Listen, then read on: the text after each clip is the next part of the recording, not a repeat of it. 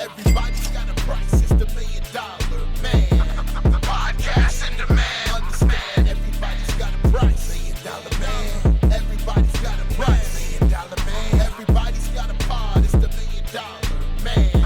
Podcast in demand. Understand, everybody's got a price. $1 million man. Everybody's got What's up, everybody? It's Marcus D'Angelo, and we are back for another episode of Everybody's Got a Pod. And of course, you guys recognize this man if you're watching us here on YouTube. That is none other than the Hall of Famer himself, the icon of professional wrestling, Ted DiBiase. I was trying to come up with other ways to describe it. There's just too many. I put my brain on freeze. Well, one thing I don't know, Marcus, is like, says like, obviously you recognize him. Maybe they don't. It's kind of like, now I'm wearing glasses. I'm going gray, and I don't know. Sometimes I don't recognize myself. Well, thanks to that recent action figure of you where they've actually got the modern day, Everybody's Got a Pod, Ted DiBiase head. Yeah, that was really cool. I mean, they gave you the glasses, the whole deal. I thought that was pretty cool. Yeah, pretty neat. So look, if you have a little NXT action figure collection, you can add Ted to that. Or, if you just want to start and Everybody's Got a Pod action figure collection, I mean, it's the perfect first step. You got to get that Ted action Here's figure. The 70-year-old version of me. Oh, man. Hey, what'd you say? He's aged like a fine wine. Not everybody can say the same thing. But hey, look, Ted, we're having some fun already, and we're about to have a lot of fun today on this episode. We're talking about WrestleMania 10. We're looking back 30 years. Ooh. But unfortunately, this week, Ted, and actually today, marks a pretty unfortunate thing that happened. Virgil has passed away. Your old bodyguard, friend, and partner. Oh gosh, I was really sad to hear that. Mike Jones is Virgil's real name, or was Virgil's real name. And we met when in the WWE office when this whole thing with the $1 Million Man started. And, back then, Mike had, oh my gosh, he had this tremendous body and kept himself in shape. And basically that was his role. He was like the bodyguard. I would run my mouth, and if somebody wanted to say something, I'd back up and say, Virgil, take over. But what we did a thing where basically as Virgil, Mike gets tired of all of my crap, right, and just says, I'm not doing it anymore. And so we ended up having a one-off and had a match. And doggone it, Mike was a great guy, nice guy. And like I said, to keep your body in that kind of shape takes a lot of discipline. And he was very good at that. He was much better at doing that than I obviously was in terms of keeping his body in great shape. But it was, I just wish that he had more wrestling savvy. I don't know how to put it any other way. Because if he could have really wrestled, we could have had a good run. But basically, it was on and it was over, pretty quick. Good old Virgil. He didn't have the charisma, and so it was probably over before it really started. But we continued to be friends, and I would see him at some of the Comic-Cons from time to time. And I told him going forward, I said, if you get booked on any of the Comic-Cons and we end up there together, then please come and sit with me. And I did that much. But the reason that I stopped doing it was things that Virgil had said to some fans that just, it wasn't right. But I'm looking back at it from where I am now, and I'm going. And I see, he never would say that to me. He didn't want anybody to know that he was struggling. And uh, later, I did find out. I can't remember the guy's name that was his caretaker, but was seeing to it that he was taken care of a little bit better. And I just don't know. It's mind boggling to me because. I don't know who he was living with or how he was living, but I know that it was not good. It's just a sad story. Man, it is. And we hear about his health decline recently, and as you said, he was gifted with a great look and the will to form his body so incredibly well. But he wasn't really gifted with what it took to be a superstar in-ring performer, right? Correct. That being said, he and you are forever linked as the $1 Million Man, and Virgil, which is the role that he was probably best suited for, is being your bodyguard, and Yeah. did a great job with that. They brought him into WCW in a similar role, and he fulfilled his obligations and did a good job there.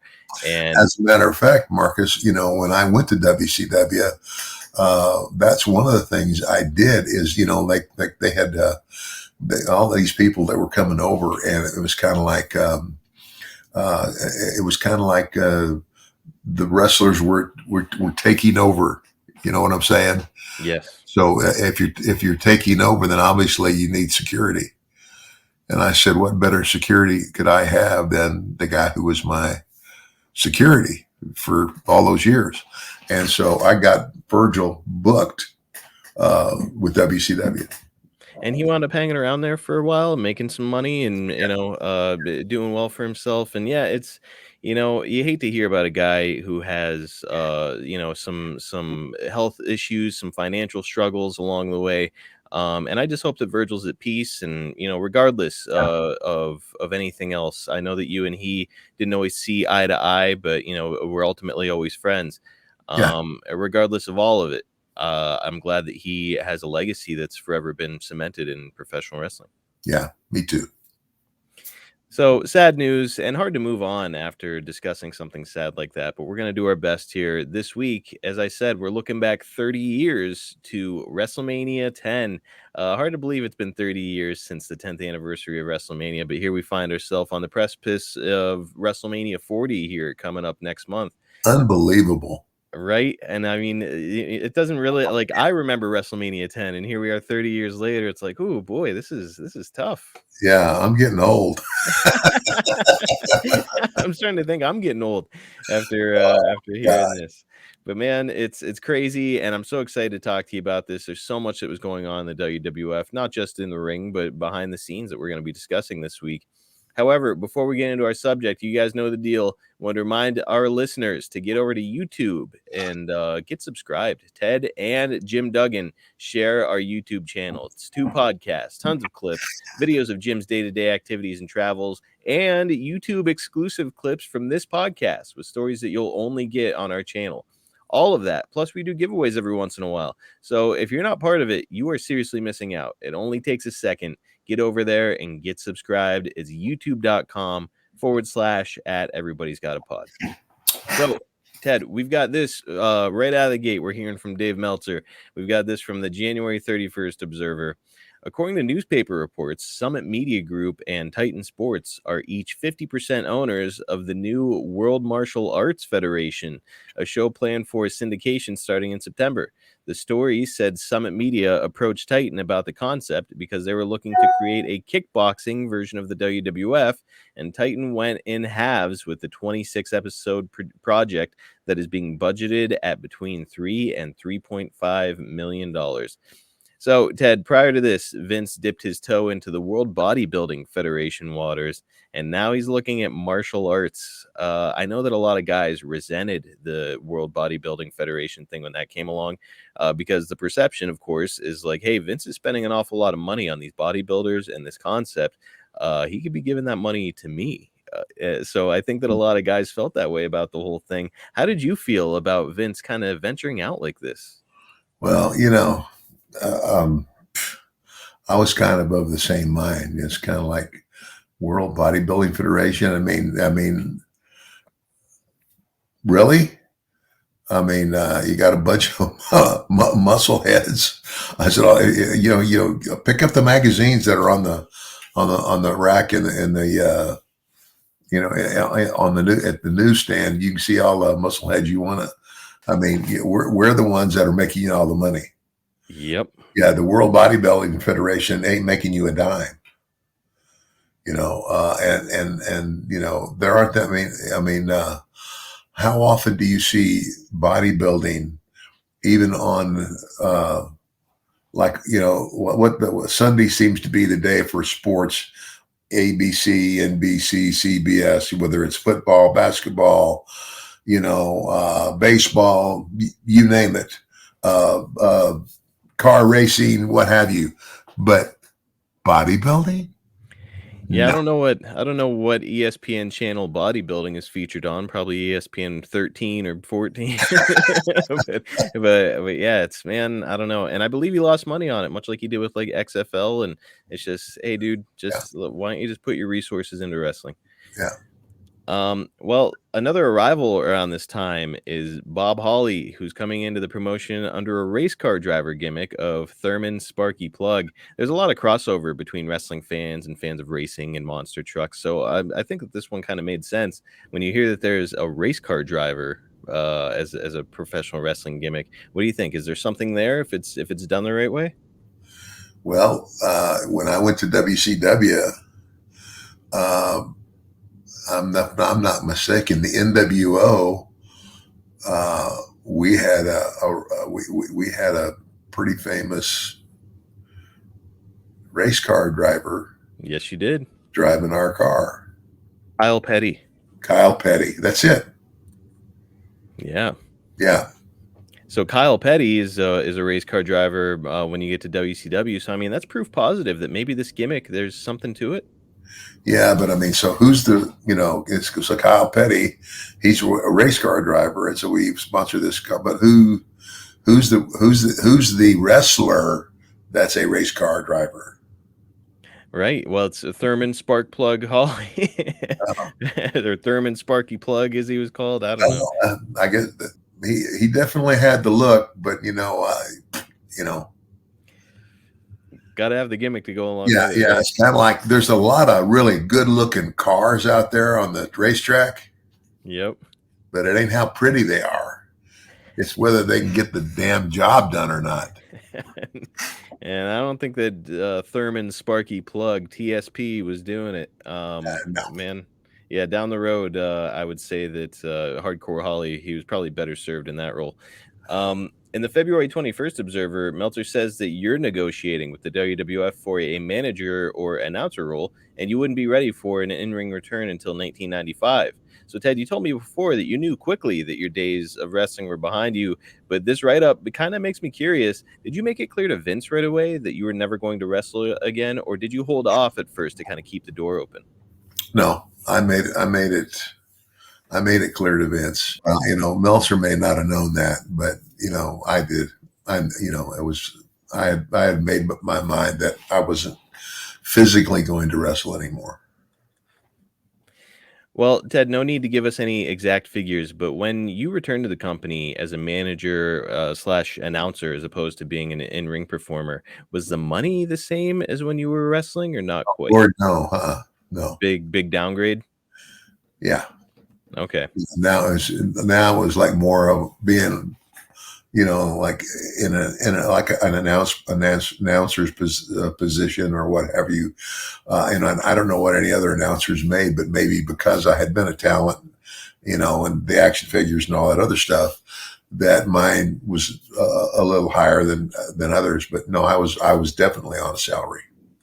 Okay. So it was a salary. You weren't getting paid off the houses anymore. It was a flat rate that you're making now. Yeah. Was that kind of comforting in some ways? I know it's less money, but yeah, it's kind of like,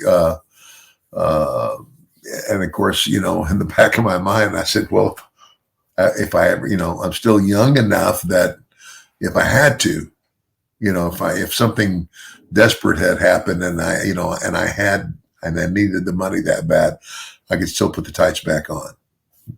But that never happened. Well, I know that you're going to come in and work with Gorilla Monsoon in a hosting capacity, along with Stan Lane on Wrestling Challenge. Stan, of course, is best known at this point as a member of the Midnight Express tag team with Bobby Eaton, but he retired from in-ring action in 1993, and he finds himself here in the WWF in this announcing type role. Ted, was this the first time you were around Stan? I think so. I didn't know him well. It was not. Yeah. I hadn't been around him, because he was new. He might not have been new to wrestling per se, but he was new to me, and he was new to the WWE. And after 1987, I didn't go anywhere else. Well, I say I didn't go anywhere else. Eventually, I jumped ship and went over to WCW. Because I could get a contract, a specific contract with them. Mm-hmm. Which at the time I didn't have with Vince. Now, had you ever seen any of Stan's work with the Midnights, with Eaton and Cornette, or off your radar because you were too busy working during that time? Well, yeah. I saw some of his work. He was a pretty fair worker. Yeah, and a guy with a good look, handsome, tall, in good shape. It kind of seemed like a guy who was made for pro wrestling. But yeah, it's I've seen a lot of criticism of him in this announcing capacity, and I don't know. What did you think of his skills as a personality behind the scenes here in the WWF? He needed some help. Yeah, it's maybe a guy who is better suited for in-ring work. Marty Jannetty is going to be fired for around the fourth or fifth time due to his behaviors on the WWF European tour. Dad, I know that you were on a number of these overseas tours with the WWF. Do you remember a lot of guys kind of cutting loose during these trips? Yeah, but Marty, and you know what, Marty.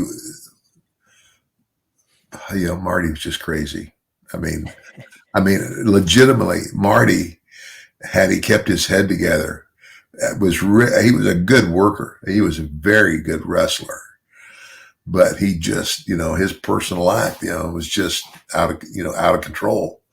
Marty never grew up. Shawn did. Now, and Shawn in a big way, Shawn, became a Christian and a believer, and and again, he's, to this day, he's a great guy.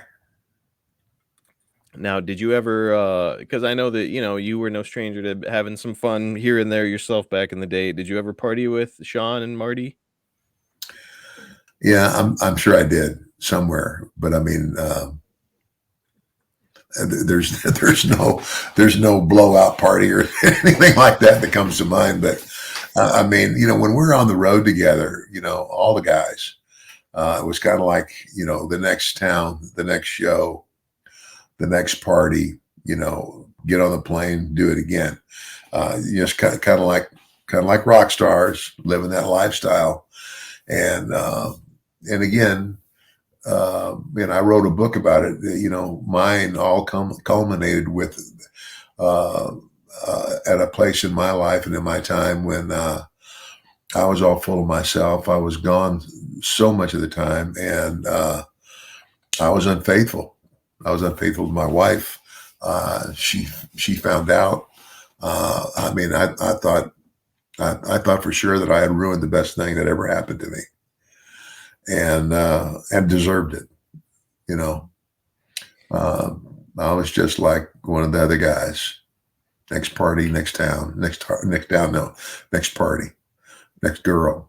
Good for you for growing up. Not everybody gets the opportunity, and a lot of guys suffer as a result of it. Marty has certainly had his fair share of issues, and unfortunately, a few weeks back, he announced that his doctors have advised him to have his leg amputated due to ongoing ankle issues he's dealt with throughout his wrestling career. So, Marty's in a bad way, and it's sad to hear, especially a guy with such physical gifts as he had, right? Yeah. I didn't know that. Oh my gosh. Mm-hmm. He's going to have a leg amputated? Yeah, he's been dealing with some serious ankle injuries. I know that his ankle was looking really, really rough. He had re-aggravated it during a wrestling match, a while back. And now as he found himself kind of hobbled as a result of it, and now unfortunately, yeah, it sounds like he's gonna have it amputated. Now he hasn't still been wrestling, has he? Not for a while, not since he suffered this severe ankle injury. Wow. Yeah. So unfortunate for Marty. I hope that he kind of pulls the nose up on everything, and I just hope he's okay, man. It's I do too. whether you agree I with mean, his out. Marty's, he's not a bad guy. He's not, he's just this fun-loving spirit who never, he's like a little kid who never wants to grow up. That's perfectly put. Yeah. Yep. And unfortunately, we all have to grow up. I hate that he has to go through something like this. I look at this as God's way of getting his attention. I think that's a good perspective on it, and hopefully it does. And Marty starts to take things seriously as far as his activities and where he puts himself and the type of people he puts himself around. Yeah. Well, Ted, let's get into WrestleMania 10 itself. It takes place in front of about 18,000 people in Madison Square Garden, a smaller venue than some that we had seen previously in the Silver Dome, the Sky Dome, Hoosier Dome, but higher ticket prices and a pretty significant venue. Ted, it's the first WrestleMania without Hulk Hogan, but Madison Square Garden, I mean, it's big time.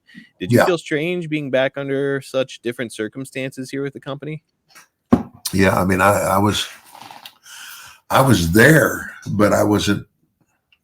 I mean, I'm sitting in the crowd watching the show. Yeah. And this was just, it's like that WrestleMania happened, and I had been in conversation with Vince, and he, and the show was over, and I was staying at a hotel that was virtually almost across the street from Madison Square Garden in Manhattan. And I remember my phone rang at about 1:30, and it was Vince. And he said, "Hey, pal," he said, "You ready to start this thing?" And I said, "Yes, sir." He says, "The car will be there to pick you up at whatever time early in the morning." And so what it was is I was going to start doing voiceovers. All right. And color commentary. That's when that started. And I know that I partnered a lot with Gorilla Monsoon, and he was really good. I mean, he was really helpful. It was kind of like, you got one straight guy, and then one guy and I can't remember what I think I was the guy that was, I wasn't calling the match so much as I was doing the color. Yeah, well, you're like the you add the personality, a little flavor to everything.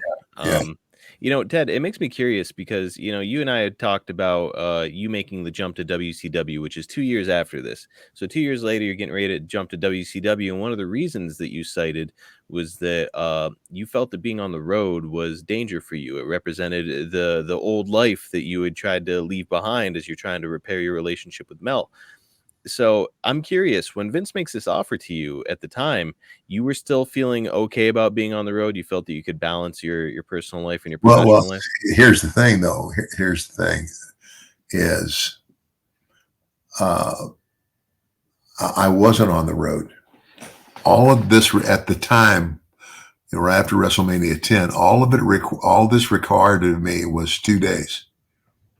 Gotcha. I'm trying to think. I don't know. I would fly from home. I would fly they'd fly me into LaGuardia, and I'd rent a car and drive to Stanford, and I would do the voiceovers, because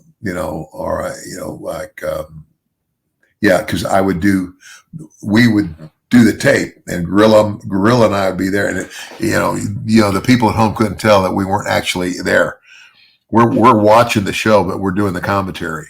Gotcha. We're watching it on screen, and so that's what I was doing. So, you're shaking Vince's hand here after WrestleMania 10, and you're ready to come back in this announcing role, but it's not going to be very long before a transformation takes place. And Vince says, "Need you on the road." Yeah, and so that lasted for a while, and then but that required me to go on the road some. Then, and after that started happening, I didn't want to fall back into the old routine. Mm-hmm. And so, but I was afraid that, and I told this to Vince later, it's like, I didn't think you'd be concerned. It's kind of like, you're going to put me where I work, where you think I need to be, where you think I fit, or there's the door. And he did eventually, when we had that conversation, he did tell me, he says, "Ted, you should have come to me and told me." He says, I'm serious. You should have come and talked to me. He says, because he said, "I understand. I've been there."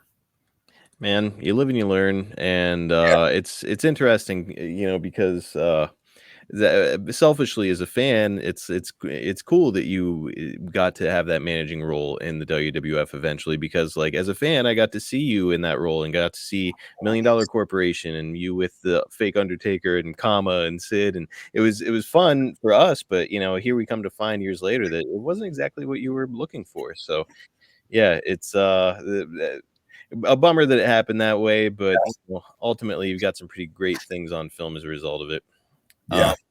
So, Ted, there's a lot of celebrities here at WrestleMania. Starts with Little Richard singing "America the Beautiful," after which reportedly Little Richard left the building immediately and refused to sign autographs for anyone backstage.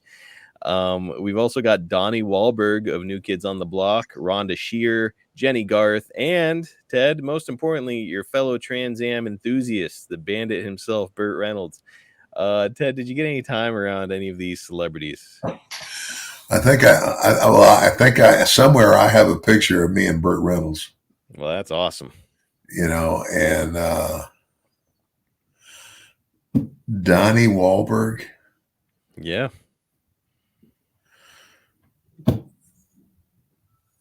You remember him? Well, yeah, I remember him, but I mean, it's like, what was he there for? It's a good question.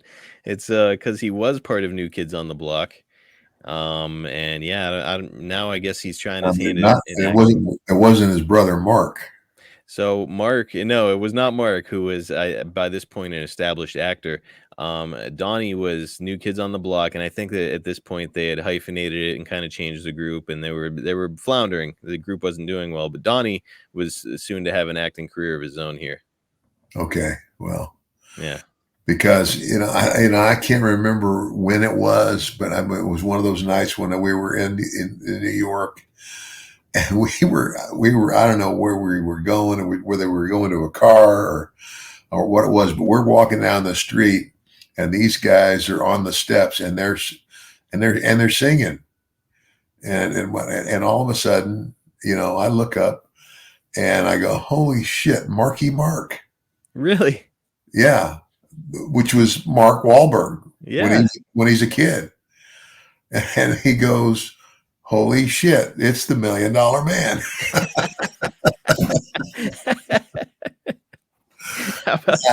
So that was that brief encounter, and I kept going. Boy, I wonder if Donnie was with him there on the steps that day. I don't know. I don't know. Could have been. Yeah. I would love to talk to Mark Wahlberg today and find out, or if he remembers that encounter. I mean, well, I'm sure he's a listener. So, Mark, when you hear this, go ahead and hit us up. I'll reach out to him online from your account or something. Let's see if we can get in touch with him. Hey, you might as well. My younger son has been in contact with the Kelseys. All right. And I am ordering 2 $1 Million belts. They're going to ship them to me. And then we're going to ship them to the Kelseys because they are huge wrestling fans. Oh man. So look, I mean, you're doing them a big favor. You're hooking them up with some $1 Million belts. Maybe they could do us a little favor. Come on the show here. Yeah. Well, Everybody's got a price. So keep my fingers crossed. Yeah, the belts are free, but There's a little. if you could give me about 15 minutes of your time. That's all it would take, brother. Yeah. But hey, I do want to ask you about Burt Reynolds. He's a pretty big star himself, and a guy who apparently, according to Meltzer, is a huge wrestling fan. Do you remember interacting with him much, or just like a quick picture and that's it? I took a picture with him, and he was so cordial and great. And the one thing I did get a chance to tell him was that I had that exact car. Yeah. Man, if listeners, I could have killed myself for selling that. If I had that thing now, it'd be worth $1 million. Listeners, go back and look at last week's cover art. We did Ted as Smokey, or as the Bandit from Smokey and the Bandit for last week's cover art. Oh. Hey, but that's exactly what my car looked like. I had that car. Now, did you wear the cowboy hat? Is the real question. No. Missed out. Not until you got with Stan Hansen. When you say 10-gallon hat on this big head, that's exactly what you would have needed. Hey, oh gosh, would have fit your gimmick with Stan Hansen, that cowboy hat, that and the Trans Am, boy, right at home. Well, hey, when I was with Stan in Japan, I had the chaps and the vest. I did. But you had the headband. You weren't doing the cowboy hat. I had a headband. I didn't put on a hat. It was a cool look, man. Don't worry, folks. We're talking about that moment later on. Okay, so Ted, you're around another celebrity here at the at WrestleMania, and let me tell you, it's a pretty big one. It's President of the United States of America, Bill Clinton. Let's go ahead and have a look at this one. I don't know if you were aware that you have another guest in your box, the $1 Million Man, really? Ted DiBiase. I don't know if you. Well, Mr. President, it's certainly a pleasure to meet you and have you here as a guest at WrestleMania 10. But with all due respect, sir, to you and your position, I think there's one thing that you would have to agree with me on, and that's that everybody's got a price for the $1 Million Man. I'm sorry, I just don't want to get into politics tonight. I'm just here to enjoy myself. I'm having a great time, and please, no questions like that right now. All right, sir. Thank you very much. In the president's box, thank you again, sir. All right, the president looked a little off there, right? And that was obviously not the real Bill Clinton. It was not. That was the impersonator that we've discussed previously here on the show that was involved in the program, throughout the years. But yeah, Ted, what's funny here is that's it. That's a blink and you'll miss it cameo from you, and that is your only appearance here on the show. Yeah. And Meltzer is going to point out that it was your role on the show was originally set to be much bigger, but it was cut down to just this interaction. So yeah, it's I'm wondering if Meltzer has it wrong or if no, I sometimes don't think he knows his ass from a hole in the ground. Well, he has been caught occasionally making things up, and a lot of people will be critical online, because I use him for research. But really, it's for every time he gets it wrong, the guy also does keep really good track, like from a timeline perspective, of what happened when. So that's why I like to use him. But I'll be honest with you, I don't recall me being scheduled to do anything else on that show. Ah, okay. Well, let's discuss a few of the matches here. We won't hit them all, just some of the highlights. Bret and Owen open up the pay-per-view with a match that Meltzer says may have actually been better than Steamboat versus Savage at WrestleMania 3, which is pretty high praise. Look, that's considered the high watermark for a technical match at WrestleMania. Bret puts Owen over, and Owen is solidified as one of the top heels in the company and one of my personal favorite heels of all time because of his unique kind of bratty approach to the role. Ted, you've said that Bret was the right choice as the new flag bearer for the new generation era, and that makes me wonder, did you see that same potential in Owen as a guy who could carry the company, or was he best suited in this kind of role that he had? Yeah, I mean, Owen was, Owen was good. I mean, and again, Owen was still, he's still young in the business. I mean, he's good, but I mean, he doesn't have the I guess the years. When Mm. I don't think he had enough in terms of overall time in the business to be put in a position as the flag bearer of the company. I'm with you, and it's this role that he's in against Brett is kind of the bratty younger brother, and I mean, it's I would say on the flip side of that, I think like Brett had been in the business long enough that had he been given that position like the flag bearer of the company, I mean, Brett could have handled it. To your point, Brett had been working as a wrestler, an active wrestler since like the late 70s. So Yeah. he had been working for a really long time, Well, was really well seasoned. I started in '75, so Yeah. So I mean, Owen, fantastic performer, but I'm kind of with you where it's like, him in this kind of antagonistic heel role. I don't know if it's world title worthy, but man, it was fun to watch. yeah.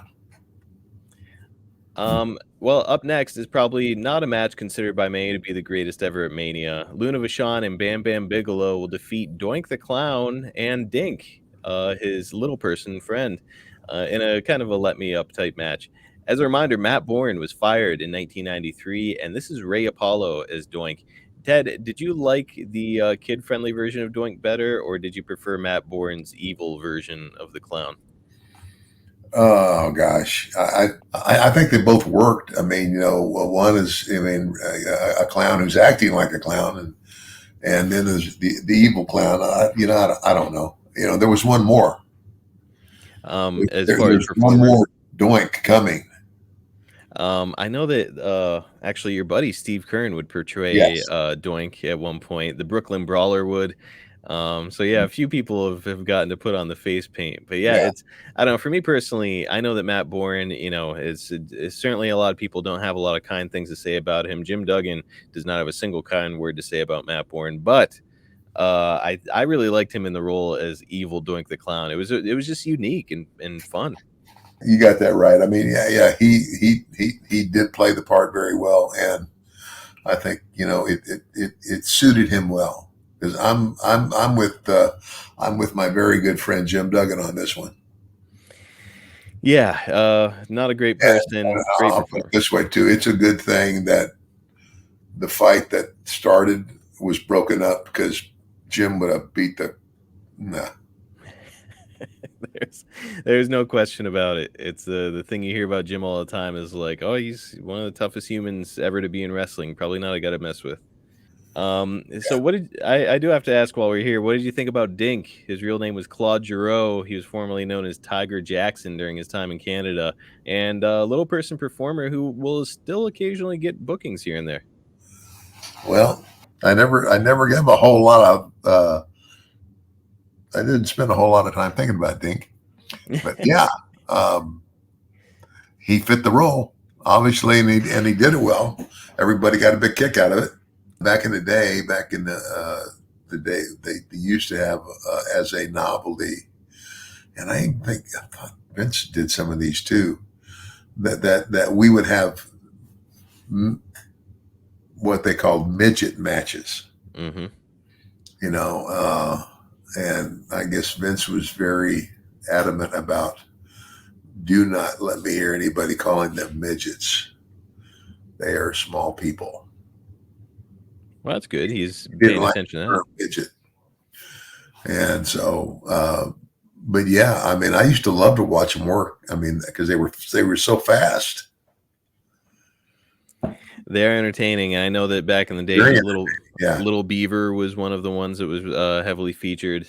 So yeah, I've always enjoyed it. I think that there's a place for it, and again, not every match needs to be super serious. I think that sometimes you can have a little let me ups here and there, and this is perfect for it. Yeah. Well, Ted, the match everyone wants to talk about when it comes to WrestleMania 10 is Shawn Michaels versus Razor Ramon in a ladder match for the Intercontinental Championship. Meltzer would say that Shawn Michaels put on the single greatest performance in the history of the business here. Something I've heard a few times over the years is that folks are going to say that it was Shawn had a 5-star match with a ladder, which it feels a little bit unfair to Scott Hall, who is Shawn's dance partner here. What's your take on that narrative? Well, I mean, I agree. I mean, it was an unbelievable match, but I wouldn't give all the credit to Shawn. I would give a lot of the credit to Shawn, but I mean, it takes two to tango, buddy. Mm-hmm. So if the guy that you're out there in the ring with isn't doing his part, then in other words, you might be good, but that other guy's got to be doing what he's supposed to be doing to make you look good. So, Dave, get a grip. Get a grip, Dave. And yeah, I mean, Scott is one of those guys who just seemed like he was always in the right spot. Like he knew wrestling well enough to know, like, here's where I need to be at this time. He knew about timing and pacing. And yeah, I love Scott Hall's work. So I think he deserves certainly 50% of the credit here. Yeah. Now, as far as the match itself goes, there's not much to say about it that hasn't already been said. It was phenomenal, and I think both performers were key to the success of it. So, Ted, I'm going to ask you one of these questions that I know is hard to answer, but let's see if you can come up with something. For your money, is this the greatest WrestleMania match of all time, this ladder match?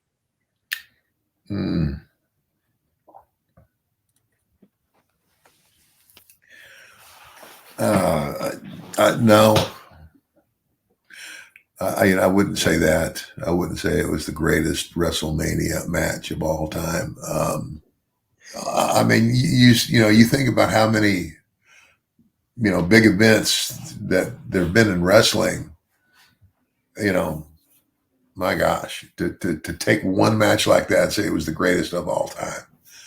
No, one of the greatest of all time. Could it be in the top 10? Yeah, I'd say yes to that. And I don't know in terms of, I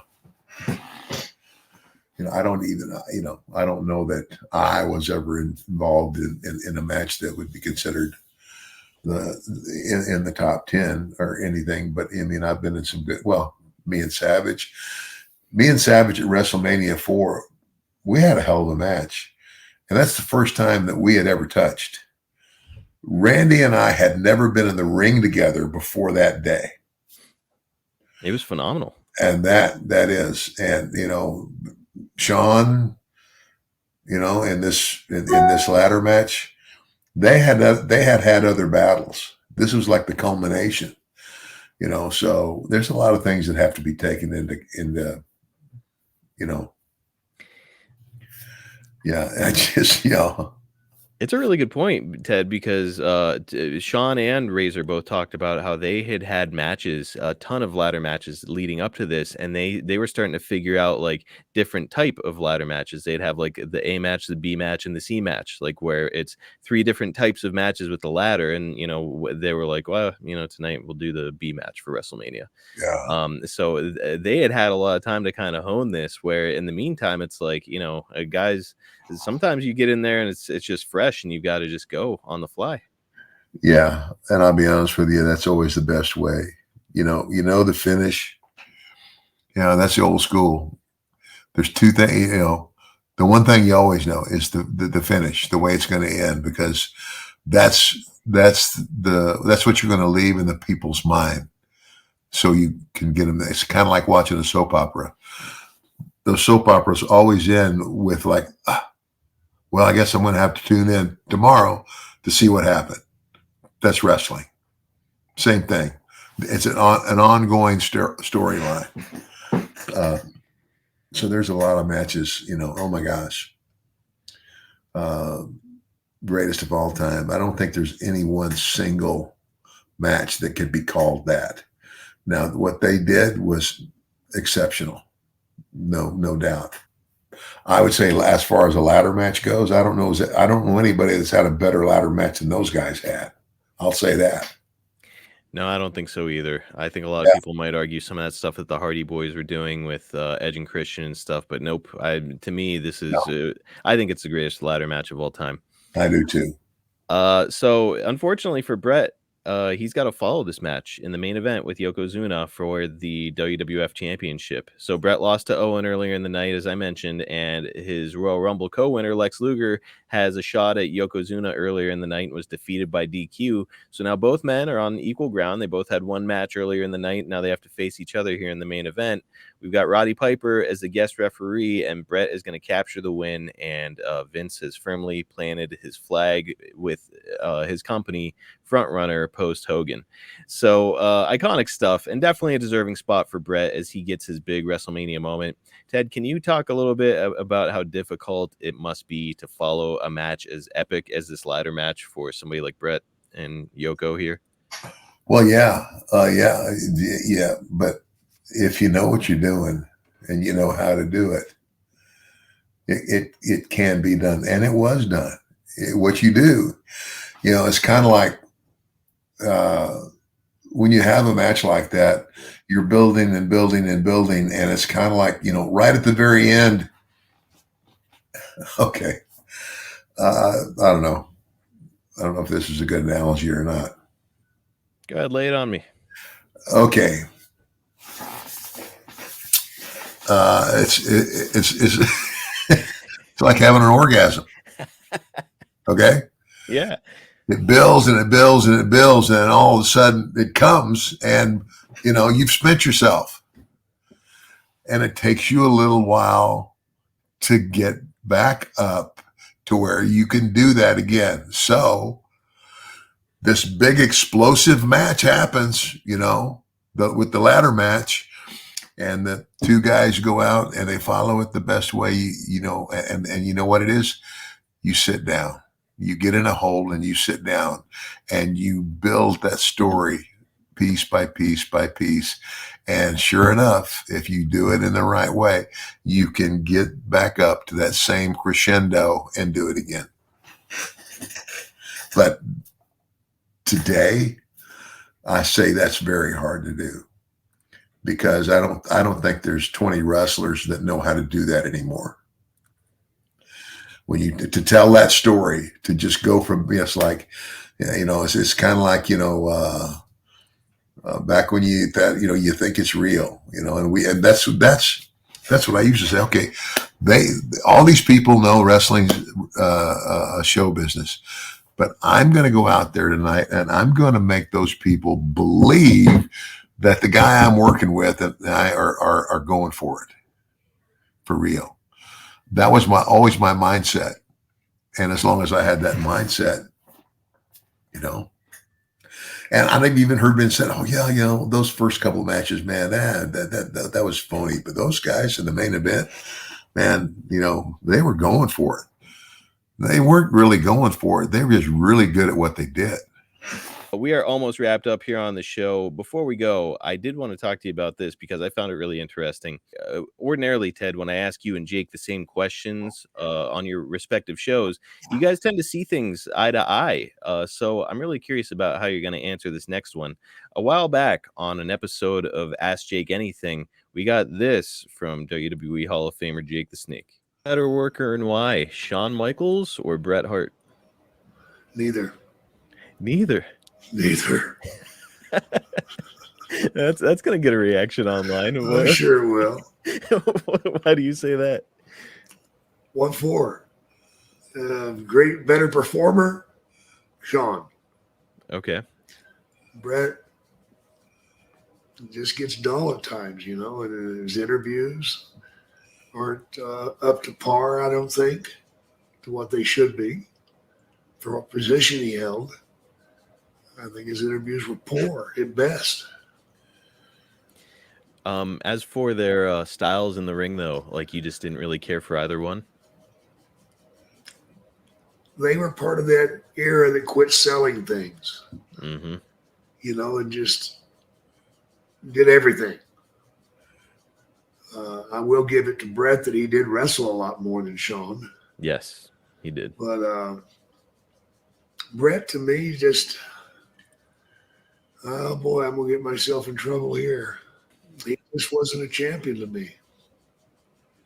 There, I said it. Neither one of them.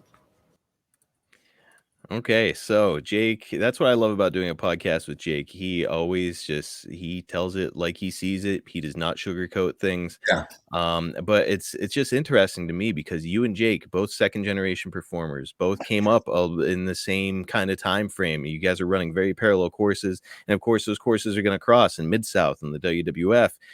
So you and Jake have an awful lot in common, but I've heard you say before that Bret Hart was world champion material and he fit that role well and you liked him there. Jake very clearly does not feel the same way. What's your take on all that? Well, I don't know. I mean, I thought that I thought Bret did a good job. I mean, everybody's got a different style, and Bret was, you know,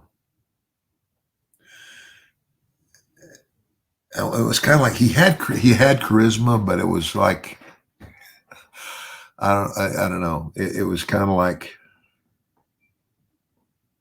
he didn't get in a hurry about anything. Does that make sense? Yes. Well, it's, you know, Bret was like a very kind of methodical, tell a story out there type wrestler. Yeah. Which spoke to the fact that we come from the same school. And basically, Jake comes from that school too.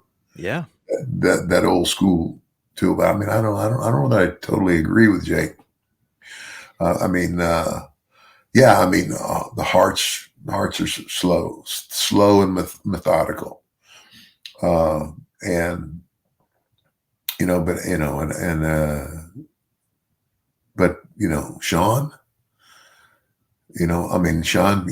I would think Shawn's speed would make up for the lack of speed that Bret might have not had. I don't know. When it comes to Shawn, I would have to go back and see the match myself. Shawn, Jake and I have talked about him on a number of occasions, and Jake always kind of comes back to selling. He said, yep, Shawn Michaels used to be one of the best sellers in wrestling. Then he started to work on top or closer to the top. He was like, it's like the closer to the top of the card he got, the less he sold. And I didn't like his style. And I was like, wow, okay. So it's, it's surprising because you always hear that Shawn was such a great seller. And here's Jake with these guys who are considered, two of the best ever in ring. And Jake does not care for it. And, I don't know that I ever studied it that much or paid attention that much, but, I mean, I have a tendency to agree with everything, that Jake and I, my God, we both started in the same damn territory. Yeah. And were brought up that way. And his dad, my dad, were both wrestlers. So I would have a tendency to agree with Jake, but I just I didn't study it. I mean, that's not like and sometimes Jake picks up on things that that slip by me. But I'd have to go back, it's kind of like, for him to have the insight to say, well, as Shawn was more and more on top, he was less and less selling. So I don't know. I would think reality is the higher you climb the ladder, especially if you're a baby face, sell more. Especially a smaller guy. Well, not just sell more, because when you sell more, that means you're going to have an explosive comeback. Ah.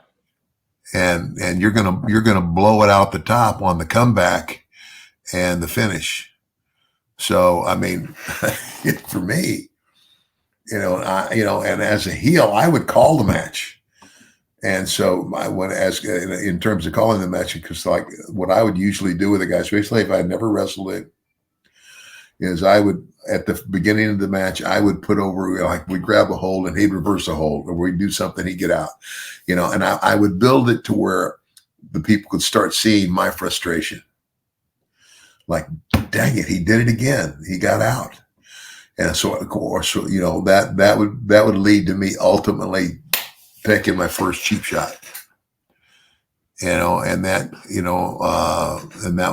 would lead to me getting the serious heat, and get that baby face in a hold, and have the people stomping their feet or clapping, for him to get out and make a comeback. But once he does, then when he makes that explosive comeback, it's kind of like you jump in the air and shit in your hair. This is what we used to say, and then go. And that's when I would start bumping my rear end off for him, and then whatever the finish was. And whether and obviously if it's the blow off match, I'm going to put the babyface over. But if it's not the blow off match, then he gets this great big comeback, and everybody thinks he's just about to put me away, and I somehow screw him again. And then there's the one more match, like it's like for example, he just totally beats the crap out of me, and I roll out of the ring and leave. Mm-hmm. And they count me out. So he wins, but you can't win a title match on default, right? On account, so it's like you beat me, but I didn't lose the belt. Now we got to have another match. Well, next time they either put the guys around the ring, lumberjacks style, or they put up the cage. Man, it's such a cool way to tell a story, and that's what strikes me about all of you wrestlers. All the wrestlers talked about here, Jake, you, Bret, Shawn. It's all great storytellers in the ring, and that's why it's like hearing this from Jake. Like I was shocked whenever Jake said it. So, but Jake, he's a really sharp guy. So to your point, maybe he's watching these matches differently than you and I. Yeah. Well, that's some insight that I just never. I never took the time to. I didn't look at it like that. But if I went back and looked at it, but no, Jake is sharp. I give him that. He always has been. Well, we're having a lot of fun here on the podcast. That's going to wrap us up for this week. But we are not done yet. Looking back to WWF in 1994, it's far from over. We've still got SummerSlam this year and the Underfaker versus Undertaker. So we're going to continue the story as we look at it 30 years later here in 2024. Guys, please do us a favor. If you're enjoying the podcast, please like, subscribe, leave us a 5-star review on all your podcast app platforms, because that helps let advertisers know and other potential listeners know how awesome the show is. It only takes you a second, and it would be much appreciated. Catch Ted on all social media platforms at MDM Ted DiBiase. Follow the podcast on all platforms at Ted DiBiase Pod, and follow me and drop your questions for the show on my X account, which is Marcus P. D'Angelo. Ted, that's going to do it this time, man. This was a really fun episode, and I appreciate your time as always. That's awesome, brother. As always, Marcus. You pull some of them out of the hat and make me go, what? You have reminded me of over half of my career. So I appreciate that. But again, I thank you all, the fans, for tuning in, and come back and see us again next week. And remember, as always, that everybody's got a price for the $1 Million Man. See you guys next time right here on Everybody's Got a Pod.